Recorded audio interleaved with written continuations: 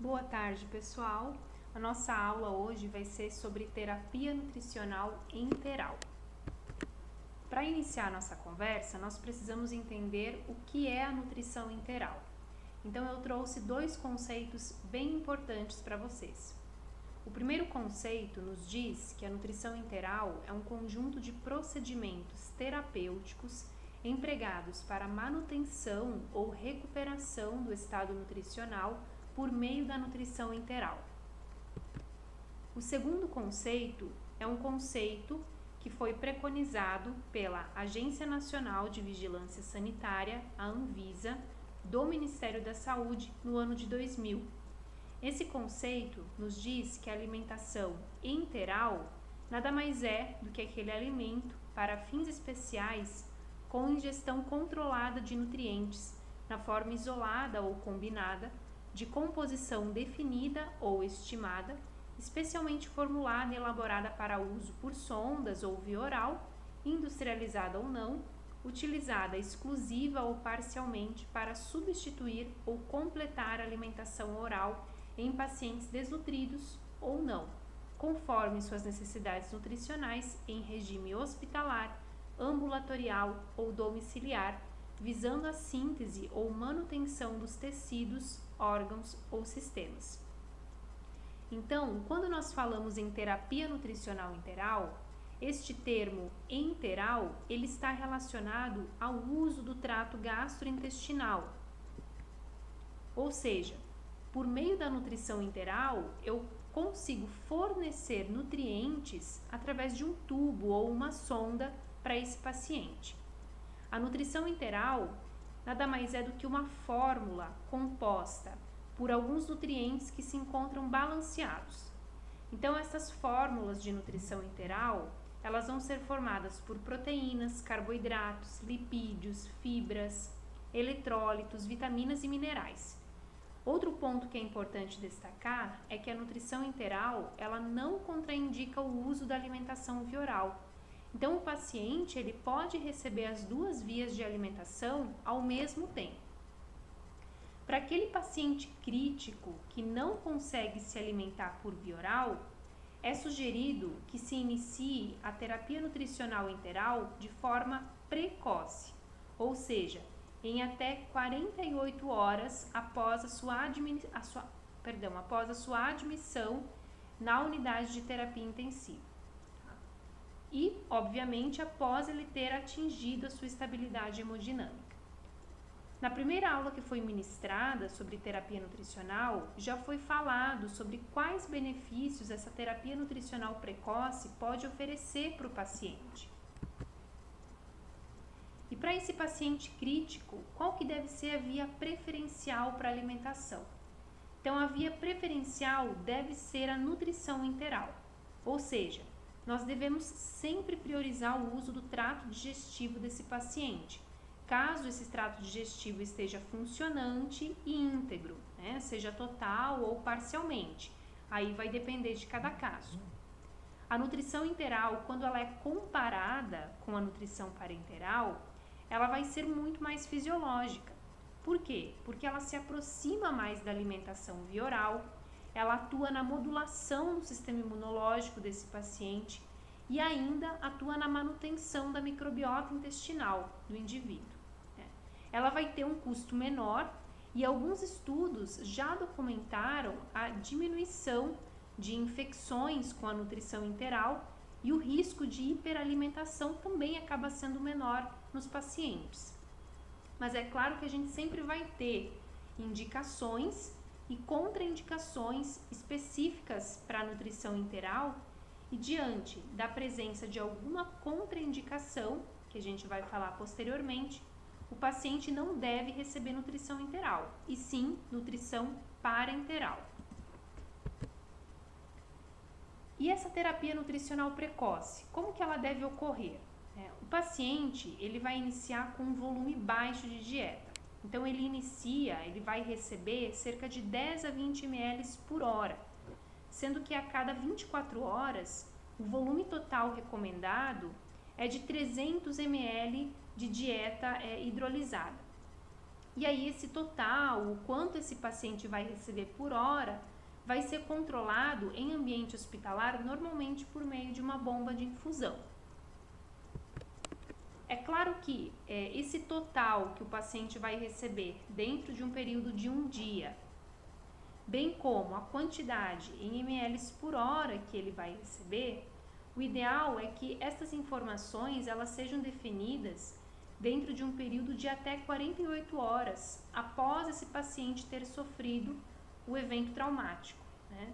Também é interessante que esse paciente se encontre estável, hemodinamicamente falando, e que esse paciente não se encontre dentro daquele grupo de risco que não deve receber a nutrição enteral, ou seja, que ele não se encaixe em nenhum critério de contraindicação da nutrição enteral.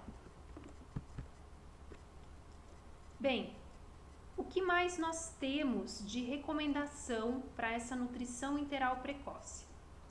Que a cada 6 horas esse paciente ele seja avaliado ou monitorado quanto à presença de algumas complicações. Então, a partir do momento que ele começa a receber a nutrição via enteral, ele precisa passar por esses monitoramentos para verificar a presença dessas complicações. Essas complicações seriam alguns sinais de intolerância do trato gastrointestinal desse paciente. Então, se esse paciente ele passou a receber a nutrição enteral e ele começa a apresentar vômitos, o seu abdômen ele começa a ficar muito distendido, ele começa a apresentar refluxos gastroesofágicos, né? Ele começa a ter ausência de eliminação de flatos e fezes. São estes sinais de intolerância que precisam ser monitorados nesse paciente a partir do momento que ele começa a receber essa nutrição enteral. E o interessante é que essas complicações elas sejam avaliadas a cada 6 horas. Uma coisa muito importante dentro da oferta da nutrição enteral é que os ruídos hidroaéreos eles vão ser ouvidos nesse paciente colocando o estetoscópio no estômago e no intestino delgado do paciente. Então, se a gente voltar para esse slide anterior, a gente vai perceber que uma das complicações, ou melhor, um dos sinais de intolerância do trato gastrointestinal é essa ausência de ruídos hidroaéreos. Então, é de extrema importância que esses ruídos hidroaéreos eles sejam também monitorados. Então, esse estetoscópio ele vai ser posicionado na região abdominal desse paciente, em todas as regiões do abdômen. E se esses ruídos estiverem presentes, este já é um indicativo de que se pode fazer uso da nutrição enteral. Porque se eles não estiverem presentes, não é passado nem água para o trato gastrointestinal desse indivíduo. Então, para nós entendermos a nutrição enteral precoce, é interessante nós nos basearmos em alguns algoritmos. Tá? Aqui eu trouxe um algoritmo para vocês que é bem interessante e resume um pouco dessa compreensão que a gente tem que ter da nutrição enteral precoce. Bem, então o que inicialmente a gente precisa se questionar é: o paciente que foi admitido na UTI, esse paciente, o trato gastrointestinal deste paciente pode receber nutrientes? Se o trato gastrointestinal não puder receber alimentos, esse paciente entra no grupo de risco, entra num grupo de contraindicação da nutrição enteral e ele deve receber nutrição parenteral para poder se nutrir, né? Desde que ele se encontre estável hemodinamicamente. Agora, se o trato gastrointestinal desse paciente puder receber alimentos, eu preciso me questionar se essa nutrição enteral ela já pode ser iniciada dentro das primeiras 24 horas em que ele foi admitido nessa UTI. Em algumas situações, o paciente ele se encontra instável hemodinamicamente, então aquele paciente que apresenta muitas alterações da sua pressão arterial, ele apresenta acidose lática. Então, nesse caso, o paciente não pode ainda receber nutrição enteral. Agora, se ele se apresenta estável e ele já puder receber a nutrição enteral, ótimo. Deve-se definir, em sequência, qual vai ser a via de administração dessa dieta. Se essa dieta vai ser administrada na via gástrica ou pós-pilórica.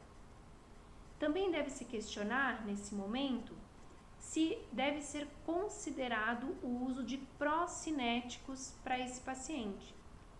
Então, os procinéticos, como por exemplo a metoclopramida ou a eritromicina, eles podem ter o seu uso considerado, principalmente para aqueles pacientes que apresentam um risco elevado de aspiração ou que apresentam algum sinal de intolerância gastrointestinal, que foi dito anteriormente, porque alguns estudos têm verificado uma melhora na taxa de esvaziamento gástrico a partir do uso destes procinéticos. Então, qual que é o objetivo, a meta nesse momento? Que esse paciente ele consiga atingir pelo menos 80% das suas necessidades calóricas e proteicas em um período de até 72 horas após o momento que ele foi admitido na UTI. Bem, se essa quantidade, esses 80% dos requerimentos calóricos e proteicos, eles foram possíveis de ser atendidos, o volume dessa dieta ele pode ser aumentado gradualmente para que 100% das necessidades desse paciente passem a ser atingidas. Caso esse paciente ele não consiga atingir as suas necessidades por meio da nutrição enteral que está sendo ofertada nesse período inicial, deve-se considerar a oferta concomitante da alimentação por meio da via parenteral. E aí, a cada 24 horas, reavaliar se esse paciente pode retornar com a nutrição enteral exclusiva.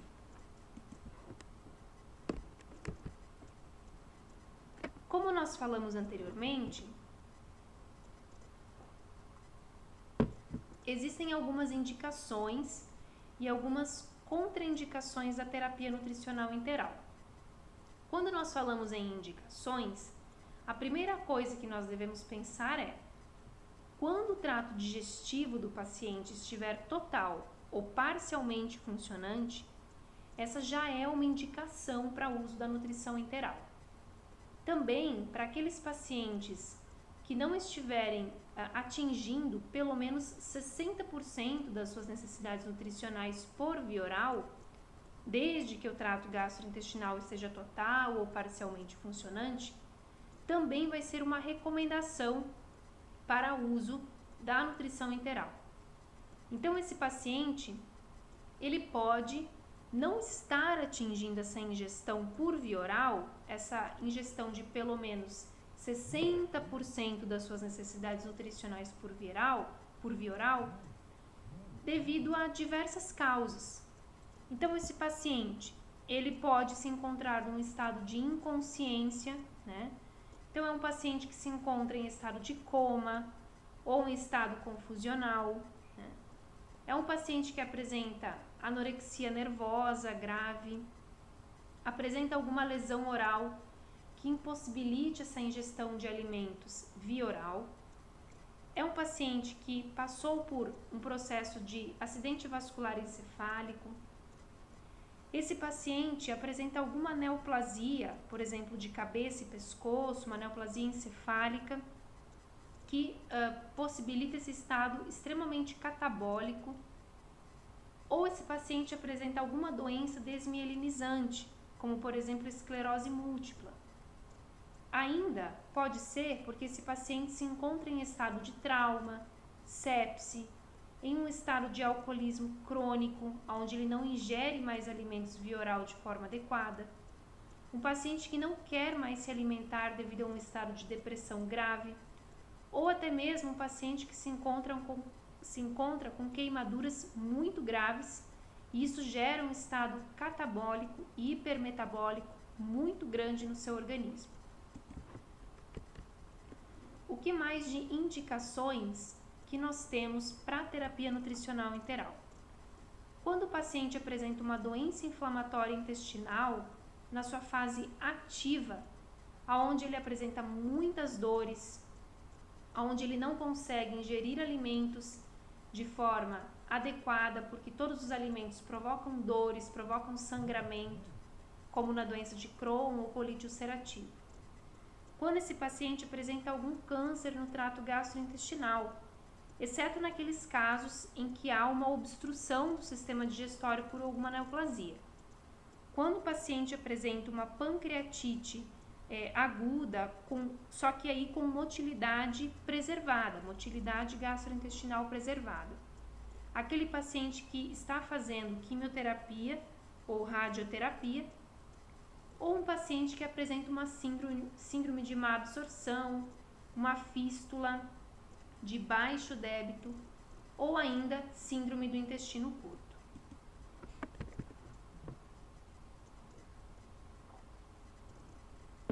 A primeira contraindicação da nutrição enteral é quando o trato gastrointestinal do indivíduo não estiver funcionando ou diante de alguma condição que vai exigir repouso intestinal. E aí nós podemos citar como exemplo quais condições? Pacientes com hemorragias gastrointestinais severas não podem receber alimentação via enteral. Aquele paciente que se encontra com refluxo gastroesofágico muito intenso. Então, os alimentos que vão ser administrados no sistema digestório podem estar retornando e provocando uma broncoaspiração. Paciente que apresenta íleo paralítico ou íleo adinâmico, que é quando se tem uma alteração ou uma cessação da motilidade do intestino. Então, o intestino ele não tem mais aquela capacidade de se contrair normalmente. Quando o paciente apresenta vômitos, diarreia grave, ou ainda se ele apresentar fístulas de alto débito, que estão drenando mais do que 500 ml por dia. Quando o paciente apresenta um estado de enterocolite severa, ou seja, ele apresenta uma inflamação do trato digestivo que envolve tanto o intestino delgado como o cólon. Em casos de peritonite severa e ainda em casos de pancreatite aguda grave. Então aqui, quando a pancreatite ela é considerada grave, a motilidade gastrointestinal ela não se encontra mais preservada. Nesse caso, não tem como o paciente fazer uso do seu trato gastrointestinal. É claro que nós temos algumas contraindicações que eu sinalizei aqui para vocês que podem ser temporárias, passageiras. Então, o paciente ele se encontra dentro destas condições, onde ele não pode fazer uso do trato gastrointestinal, não pode se alimentar por via enteral, mas depois que essa condição ela for corrigida, ele pode voltar a fazer uso da nutrição enteral. Outras contraindicações de nutrição enteral é quando aquele paciente ele apresentar uma expectativa de usar essa terapia enteral em um período inferior a 5 a 7 dias para aquele paciente desnutrido, ou ainda 7 a 9 dias para um paciente bem nutrido, porque nestes casos o ideal é que o paciente ele se alimente por via oral e não por via enteral. Ainda, quando aquele paciente se encontrar em fase de doença terminal ou se for um paciente instável hemodinamicamente. Aí eu lembro vocês o que a gente falou na primeira parte da aula sobre terapia nutricional, né? A qual profissional compete indicar ou contraindicar a terapia nutricional enteral? Compete ao médico, né?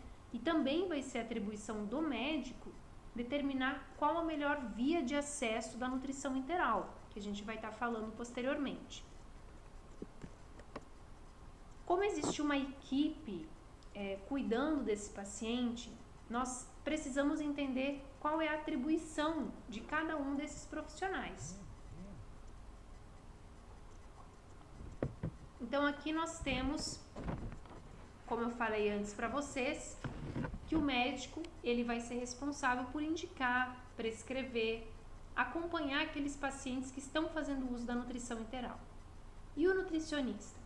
O nutricionista ele é responsável por realizar todas as operações direcionadas à prescrição dietética daquele paciente. Então, é ele quem vai orientar quanto à composição, como deve ser a composição da dieta enteral ofertada para aquele indivíduo, e também orientar sobre a preparação da nutrição enteral. Caso esse paciente volte para sua casa, receba a alta, volte para sua casa e ele continua no seu domicílio se alimentando por via enteral. Bem, dentro da nutrição enteral, nós temos um assunto que são as vias de acesso. Então, as vias de acesso em nutrição enteral, elas podem estar dispostas no estômago, no duodeno ou no jejum desse paciente. Então, quais são as vias de acesso que nós temos para a nutrição enteral? Nós temos a sonda nasogástrica, nós temos a sonda nasoenteral, que pode ser nasoduodenal ou nasojejunal. Nós temos a faringostomia, a gastrostomia e a jejunostomia. A sonda nasogástrica é a sonda que vai ser introduzida no nariz desse paciente e vai ficar posicionada no estômago desse paciente. Quando eu falo em sonda nasoentérica, que pode ser nasoduodenal ou nasojejunal, é quando essa sonda vai ficar posicionada ou no duodeno desse paciente ou no jejum desse paciente, a porção mediana do intestino delgado. Então, o paciente que não puder fazer uso da via gástrica, ou porque ele tem um risco de aspiração, ou esse paciente ele apresenta refluxo, vômitos constantes, o esvaziamento gástrico dele está muito prejudicado, é um paciente que apresenta gastroparesia. Nesse caso, vai ser indicada a via de acesso nasoentérica. E da mesma forma, as ostomias, faringostomia, gastrostomia e jejunostomia. Então, por exemplo, a jejunostomia, ela vai ser indicada para aqueles pacientes com alto risco de aspiração, que tem as suas funções gástricas prejudicadas ou quando tiver ali realizado alguma cirurgia em regiões acima do jejum, que vai impossibilitar o uso destas regiões superiores do trato gastrointestinal. A faringostomia, ela é uma técnica que não é mais muito utilizada, mas ela pode ser uma opção de acesso nutricional em situações intraoperatórias. Então, se esse paciente realiza uma cirurgia de cabeça e pescoço ou uma cirurgia de esôfago, por exemplo, pode ser uma indicação. O que a gente precisa entender? Que a sonda que apresenta início nasal, ela vai ser utilizada quando o paciente necessita de dieta enteral por um curto período de tempo. Então, quando ele vai ficar recebendo essa nutrição enteral por um período de até 4 semanas, que é o que a gente chama de via de acesso de curta duração. Agora, quando esse paciente vai ficar recebendo a terapia nutricional enteral por um período superior a 4 semanas, que nós chamamos de via de acesso de longa duração, nós recomendamos o uso da gastrostomia ou ainda da jejunostomia. Olha só que interessante esse algoritmo. É exatamente o que eu falei para vocês antes. Então, o que nós precisamos considerar na via de acesso é que, dependendo da posição final desta sonda, então, ou esta sonda ela vai se localizar no estômago, na região gástrica, ou na região pós-pilórica, no duodeno ou no jejum. O que a gente precisa considerar? Que o local de administração da dieta enteral vai ser intragástrica ou pós-pilórica. Só que esse é um fator que também precisa ser levado em consideração na hora de escolher qual via de acesso vai ser indicada para aquele paciente. Por quê? Porque se esse paciente apresentar algum risco de aspiração, né? Seja aquele paciente que vai ficar com uma via de curta duração ou de longa duração, ou seja, se esse paciente for um paciente inconsciente, tiver algum distúrbio de deglutição, é um paciente com histórico de aspiração, apresenta refluxo gastroesofágico, né, muito intenso, apresenta gastroparesia, é um paciente que precisa ser mantido em decúbito dorsal, tá? A recomendação é que o posicionamento da sonda seja sempre pós-pilórico, tá? Então, na região do intestino delgado, tá? Duodeno ou jejum. Pensando na nutrição, quais vantagens e desvantagens da posição gástrica e da posição pós-pilórica da sonda? Olha só, quanto ao posicionamento pré-pilórico ou gástrico, né, quando a sonda está posicionada nesse local, isso vai possibilitar maior liberdade para escolher fórmulas mais variadas de nutrição enteral.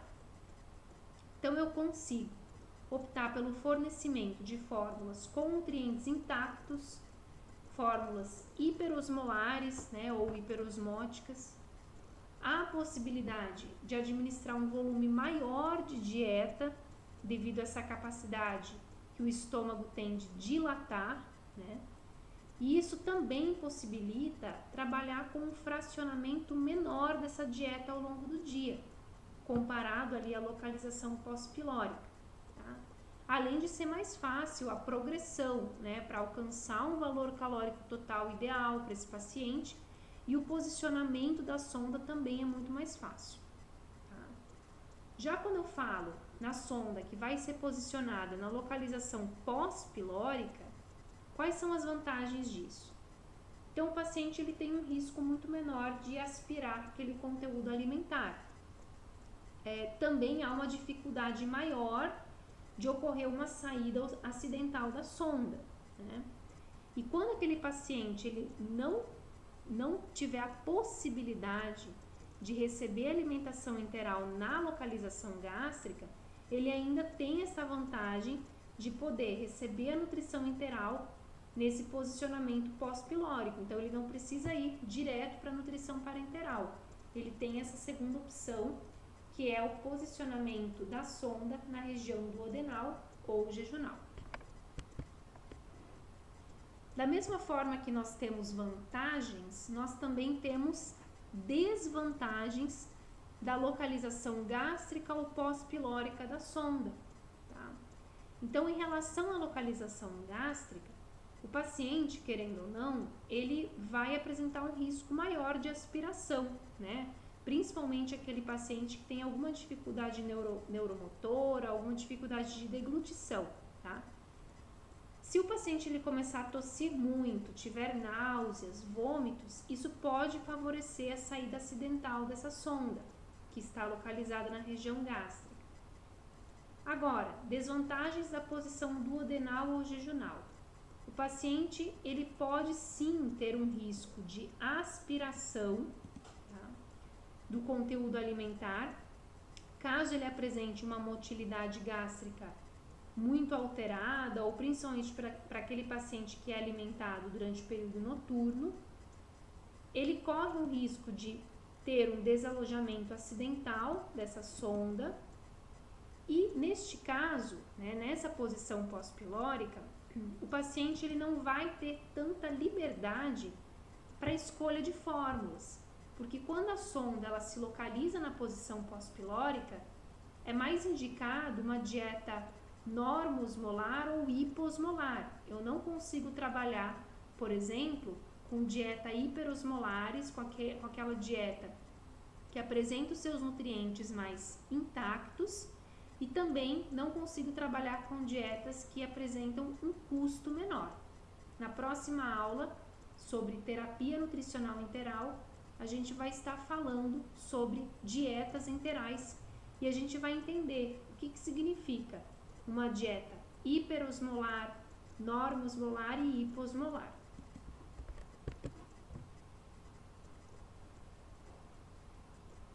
Em relação ao posicionamento ainda da sonda, eu achei interessante trazer aqui para vocês o que as diretrizes brasileiras de terapia nutricional, as últimas diretrizes, nos dizem e recomendam.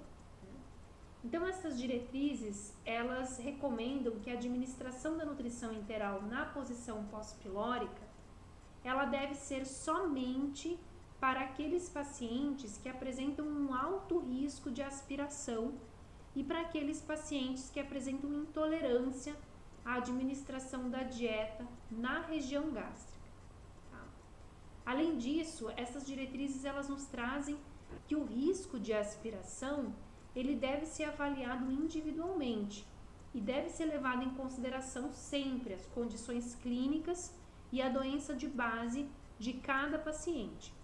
Então, se esse paciente apresenta ou não uma gastroparesia, se é um paciente mais idoso, diabético, se é um paciente que foi vítima, por exemplo, de um traumatismo crânioencefálico, ele vai ter um risco maior de aspiração. É um paciente com presença de refluxo gastroesofágico, ou um paciente que se apresenta inconsciente, tá? Ou seja, a escolha do posicionamento dessa sonda enteral, ela precisa levar em consideração as condições clínicas de cada paciente.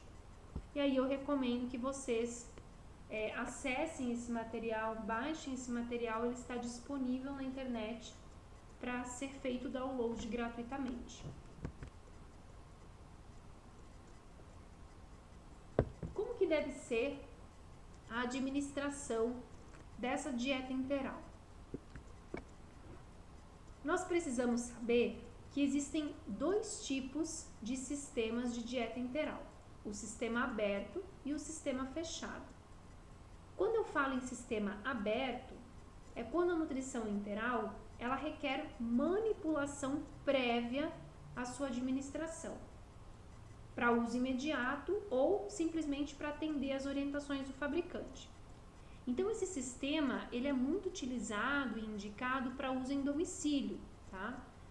Para aquele paciente que estava recebendo nutrição enteral no hospital, recebe alta, mas precisa continuar a se alimentar por via enteral em sua casa, normalmente esse paciente vai continuar a se alimentar por meio desse sistema aberto. Em hospital também pode ser encontrado, mas não é tão comum quanto em domicílio. Então, a principal diferença entre o sistema aberto e o sistema fechado é que no sistema aberto ocorre a manipulação dessa dieta, a manipulação dessa fórmula enteral, como a gente vê aqui. Por quê? Porque no caso do sistema aberto, vai ser necessário ou reconstituir a fórmula da nutrição enteral com água, se for, por exemplo, uma dieta que vem na forma de pó, ou se ela vem na sua forma líquida, que é como a gente vê aqui nessa caixinha, eu preciso abrir essa caixa e colocar essa dieta em um frasco plástico descartável, igual a esse que eu estou mostrando na figura. Então, os cuidados também no sistema aberto para evitar contaminação, eles vão ser muito maiores. O cuidado, nesse caso, precisa ser redobrado. Para o sistema aberto, o que é necessário? Vai ser necessário apenas o produto para a dieta, então que vem ou na forma de pó ou na forma líquida. Vai ser necessário um equipo e vai ser necessário um frasco descartável como esse. Tá? É utilizado um frasco descartável e nesse frasco vai ser acrescentada a dieta. Essa dieta, pensando no domicílio, ela vai ser industrializada ou caseira. E aí na próxima aula a gente também vai estar falando sobre essa diferença entre dieta enteral industrializada e caseira. A esse frasco vai ser conectada a ponta do equipo. Então, essa pontinha aqui do equipo, ele tem duas pontas. Esta ponta, ela vai ser conectada a esse frasco, que já contém a dieta, já foi despejada a dieta aqui dentro. Depois esse equipo vai ser conectado a esse frasco. E a outra ponta do equipo vai ser conectada na sonda do paciente, para que ele comece a receber essa dieta. quando se está fazendo uso do sistema aberto para administração da dieta enteral, essa dieta ela vai ser administrada de forma intermitente. A forma intermitente, ela é a mais parecida com a alimentação habitual do paciente e ela vai permitir também maior locomoção desse indivíduo, porque ele não vai ficar recebendo a dieta durante o dia todo. Por quê? Porque essa dieta, no caso da administração intermitente, ela vai ser administrada em intervalos de 3 em 3 horas, de 4 em 4 horas, ou de no máximo ali de 6 em 6 horas. Então, a administração intermitente, ela pode ser realizada de duas maneiras. Ou eu posso ter a administração intermitente em bolos, ou eu posso ter a administração intermitente da dieta enteral de forma gravitacional. A administração intermitente por bolos ocorre por meio de uma seringa. Essa seringa, ela contém a dieta, então essa dieta ela foi aspirada por meio dessa seringa, tá? E essa dieta, essa seringa que contém a dieta, ela vai ser acoplada na sonda do paciente, tá? Essa dieta, ela vai ser administrada em intervalos de no máximo 6 em 6 horas, tá?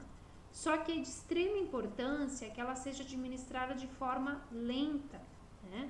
De forma gradual.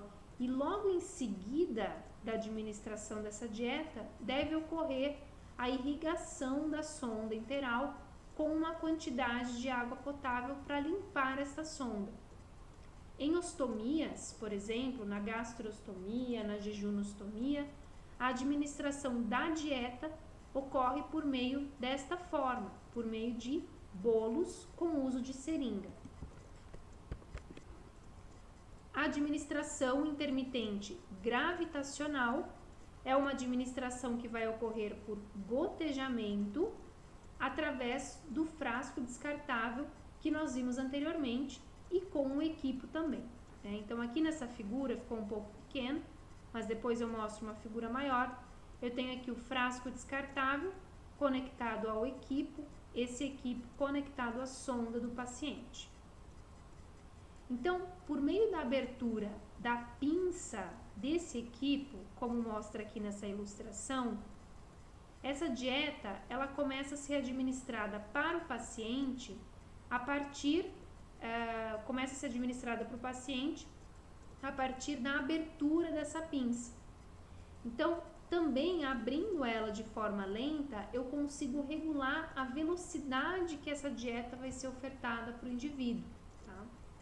Eu preciso tomar esse cuidado de tempo porque o frasco ele não pode ficar conectado ao equipo e à sonda do paciente por mais de 6 horas, né?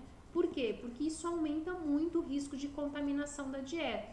A gente está falando de uma dieta que foi aberta e que foi colocada em um frasco descartável. Então, aqui eu vou estar ofertando para esse paciente essa dieta de 3 em 3 horas, de 4 em 4 horas ou de no máximo de 6 em 6 horas. Vamos ressaltar também que no sistema de administração intermitente gravitacional deve ocorrer a irrigação da sonda com uma certa quantidade de água potável, tanto antes quanto depois que esse paciente recebeu a alimentação via enteral. Bem, aqui a administração da dieta, né, a administração contínua por sistema fechado, né, uma outra forma de você estar ofertando a dieta para o paciente por meio de sistema fechado. Então, como eu falei antes para vocês, diferente do sistema aberto, no sistema fechado eu não tenho manipulação dessa dieta enteral, tá? Por quê? Porque essa dieta enteral, ela já vem em uma bolsinha pronta para ser acoplada ao equipo. Eu não vou, como na figura anterior, abrir a caixa, despejar essa dieta num frasco descartável para aí esse paciente começar a fazer uso. Eu simplesmente vou acoplar este equipo na bolsa, no frasco de nutrição enteral, e esse paciente vai começar a receber. Então, a manipulação aqui da dieta é zero. Tá? No sistema fechado, a administração da dieta enteral, ela ocorre de forma contínua. E essa administração da dieta de forma contínua, ela se dá por meio de gotejamento contínuo. Bem, no gotejamento contínuo, a dieta ela vai ser administrada durante 24 horas. Então, eu posso programar por meio de uma bomba de infusão, tá? Para que esse paciente fique recebendo durante um dia inteiro essa dieta, ou ainda de 12 em 12 horas, né? Com a utilização ali obrigatória dessa bomba de infusão que vai programar isso pra gente. Então, é muito comum isso em ambiente hospitalar, por exemplo. Diferente aqui do sistema aberto, vocês podem ver, então, como eu falei, que essa dieta vem pronta para ser administrada e eu não vou precisar manipular. O risco de contaminação aqui vai ser muito menor. Aqui nós temos algumas imagens que ilustram melhor. Nós temos o frasco, né, da nutrição enteral de sistema fechado. Esse frasco ele vai ser conectado a esse equipo, tá? Da mesma forma, eu consigo regular a velocidade, né, que essa dieta vai ser administrada para esse paciente por meio da bomba de infusão e também controlando a abertura ou fechamento da pinça desse equipo. No sistema fechado, além dessa fórmula específica de nutrição enteral, eu preciso de um equipo específico e também de uma bomba de infusão. Bom, pessoal, essa foi a nossa segunda aula sobre terapia nutricional, onde a gente falou mais sobre nutrição enteral. Na próxima aula, a gente vai dar continuidade sobre esse assunto de nutrição enteral e eu espero que vocês tenham gostado.